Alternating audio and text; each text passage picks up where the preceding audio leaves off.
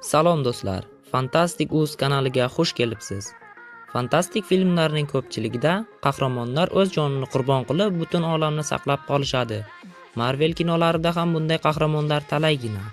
Bugungi videoda qasoskorlar final hamda qasoskorlar abadiyat jangida o'z jonini qurbon qilgan qahramonlarni bilib olasiz.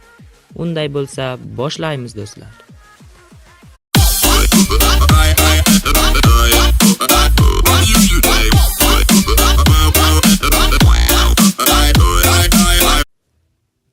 Heimdall.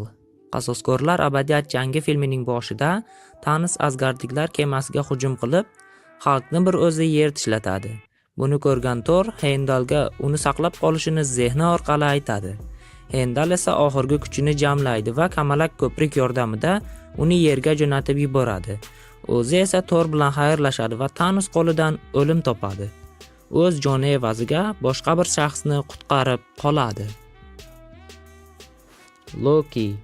Oradan ozmuncha vaqt o'tmay Thanos Tesseractni qo'lga kiritadi va olamlarni yo'q qilmoqchi bo'ladi. Loki esa hiyla ishlatib unga yaqinlashadi va o'ldirmoqchi bo'ladi. Thanos buni sezadi va Lokini o'ldiradi. Lokining niyati Thanosni o'ldirib, olamlarni asrab qolish edi. Agar u hiyla ishlatmoqchi bo'lganda, Thanosning oldiga o'z nusxasini yuborar edi. Loki yovuz emas, balki qahramon sifatida halok bo'ldi. Vision. Filmning oxirida Thanos aql toshi uchun Wakandaga keladi.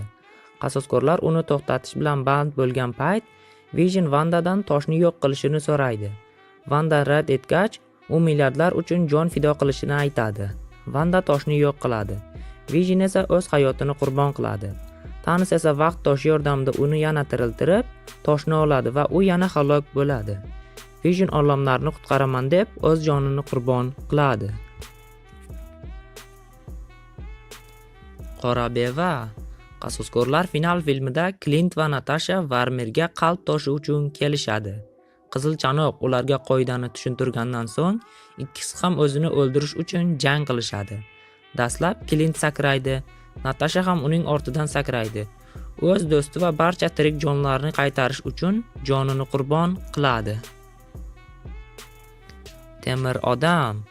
Qasoskorlar final filmining oxirida Thanos barchani yengib, barmog'ini chertmoqchi bo'lib turgan payt, Tony yengilayotganlarini ko'rib, Strange'ga hayron bo'lib qaraydi. Strange esa abadiyat jangi filmida qilgan bashorati rost ekanligiga ishora beradi.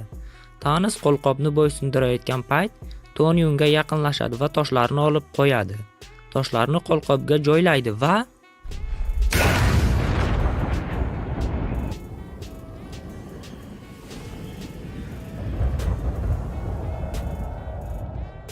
Tony Stark butun boshli bir yer sayyorasi va boshqa galaktikalarni qutqarib qoladi.